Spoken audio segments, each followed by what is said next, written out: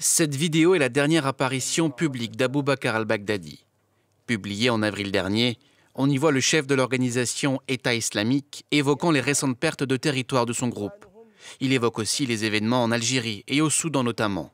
Seul moyen pour les experts de confirmer que cette vidéo a bien été tournée en 2019, car le chef djihadiste cultive avec soin l'art de la discrétion et du silence.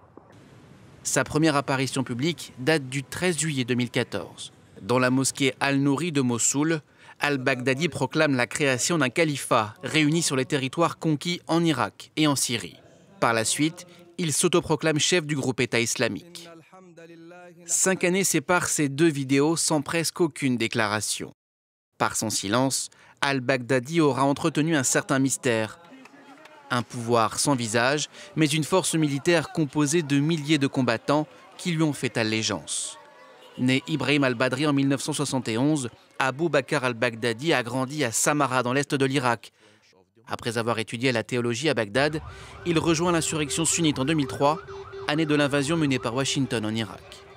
Capturé par les Américains, il est finalement relâché en 2009. Il devient membre d'Al-Qaïda, mais quitte l'organisation terroriste en 2013, 2 ans après la mort d'Oussama Ben Laden.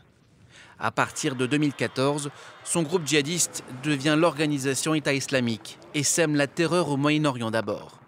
Dans les territoires qu'il contrôle, la charia est instaurée dans son acception la plus rigoriste. À l'échelle mondiale, des attentats au nom du djihad sont perpétrés en Asie, en Amérique et en Europe notamment. Paris, le 13 novembre 2015. Au Bataclan et dans plusieurs terrasses de café, un commando provoque la mort de 130 personnes et en blesse plus de 350. Les attentats les plus meurtriers commis sur le sol français.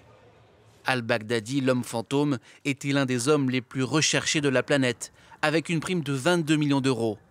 Sa mort a été annoncée à de nombreuses reprises. En juin 2017, l'armée russe avait affirmé à tort avoir bombardé une réunion des dirigeants du groupe État islamique à Raqqa, en Syrie. Sa disparition n'avait encore jamais été confirmée jusqu'à présent.